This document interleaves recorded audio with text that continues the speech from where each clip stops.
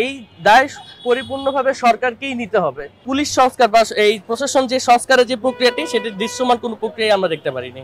এই July August গণঅভ্যুত্থান যারা ঘটিয়েছে তাদের বিরুদ্ধে সেই ক্ষোভটা আমরা খুব সহজেই সেখানে প্রকাশ পেয়েছে এবং সেটা পুরো দেশবাসী দেখতে পেরেছে। এর উপর যে হামলাটা হয়েছে সেটা নিয়ে বলি, নূর ভাই এই ফ্যাসিস্ট বিরোধী আন্দোলনের একজন অন্যতম পরিচিত মুখ।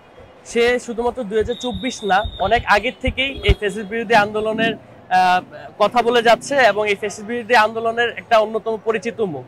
তো আজকে তার উপর হামলা হয়েছে, আগামীকালকে আমার বা আপনার উপর হামলা হবে না তার কোনো নিশ্চয়তা নেই। এবং আমরা যে হামলার ভিডিওটা দেখতে পেরেছি, সেখানে দেখতে পেরেছি যে কিভাবে তাকে সিঁড়ির উপর ফেলে তাকে হামলা করা হয়েছে, যেটার থেকে আমরা অতি সহজেই বুঝতে পারি যে যারা হামলা করেছে, যারা তাদের ব্যক্তিগত ক্ষোভ থেকে তারা এই হামলাগুলো করেছে।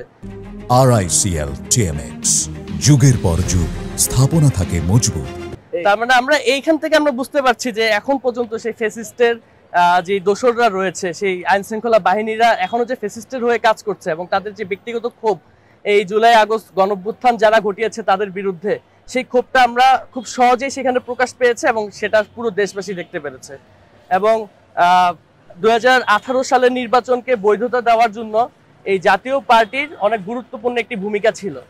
এই জাতীয় পার্টিকে যদি এখন নিষিদ্ধ না করা হয়, তাহলে আমরা সামনে যে নির্বাচনটা আসতে যাচ্ছে সেই নির্বাচন আমরা ফ্যাসিস্ট মুক্ত নির্বাচন আমরা ধরে নিব না, বা সেটা ভাবারও কোনো অবকাশ থাকবে না। তাই এই জাতীয় পার্টির বিপক্ষে আমরা সবাই এক। আমরা আমাদের বিভিন্ন রাজনৈতিক মতাদর্শ থাকতে পারে, কিন্তু ফ্যাসিস্টের বিরুদ্ধে আমরা সবাই এক। এই দায় পরিপূর্ণভাবে সরকারকেই নিতে হবে, কারণ বর্তমানে যেই অঘটনই ঘটুক না কেন, এই আইন শৃঙ্খলা বাহিনীকে নিয়ন্ত্রণ করার দায়িত্ব এই সরকারের। তাই এই আইন শৃঙ্খলা বাহিনীর এই বেপরোয়া যে হামলা, সেই হামলার দায়ভার সম্পূর্ণভাবে এই সরকারকেই নিতে হবে। আমরা এখন পর্যন্ত দৃশ্যমান কোনো কিছু দেখতে পারিনি।